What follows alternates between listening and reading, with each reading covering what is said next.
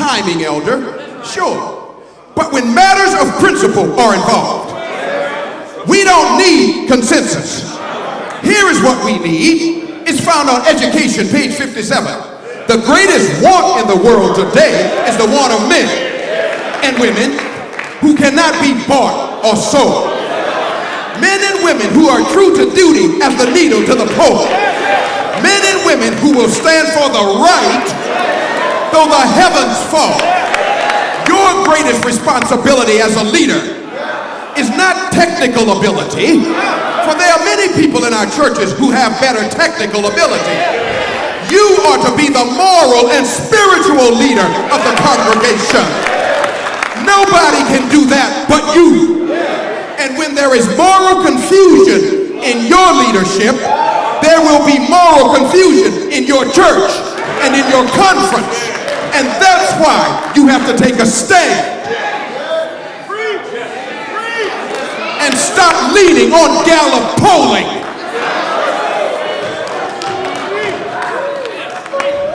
And constituency considerations. Oh God, make us a generation of leaders who are as true to duty as the needle to the pole. I'm ending now. I'm ending now. They try to hush Bartimaeus. Can I have another minute? Can I have another minute, elder? They try to hush Bartimaeus. They try to hush him. They say, shut up. Hold your peace. Man, you too emotional. It don't take all that. But Bartimaeus says, y'all better get out of my way. I got to get to Jesus. Jesus, Jesus, have mercy on me. Defiant faith is critical to success in spiritual leadership. In the leadership literature, we call them risk takers, visionaries, front edgers. They boldly go where others have not gone before. Burns calls them transformational leaders. Collins calls them level 5 leaders. Whatever you choose to call them, what is clear, they are not simple managers.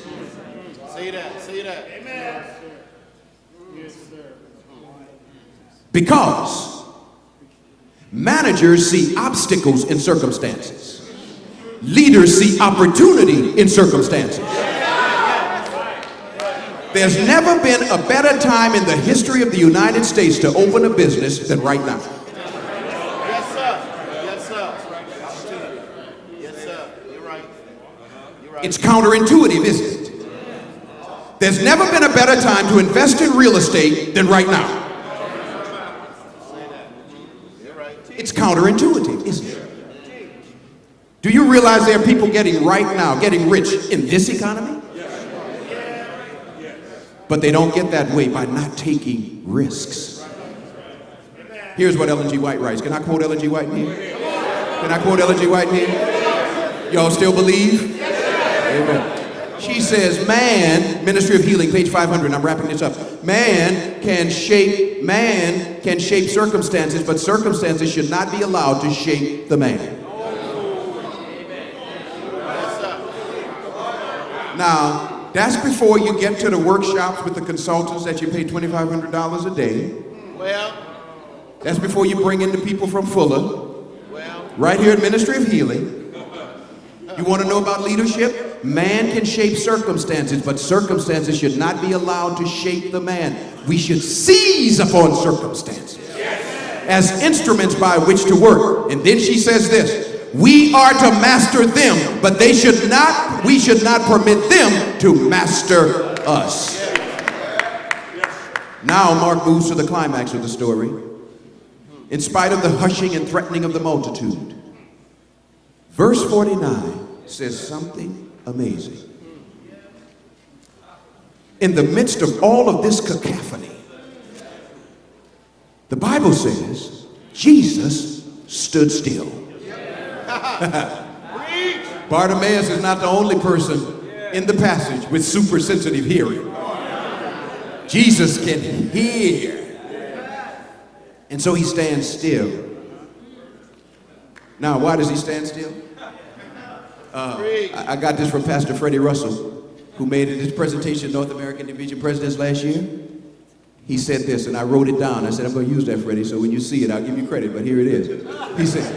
He said, God is attracted to weakness. God is attracted to weakness. To weakness. To weakness.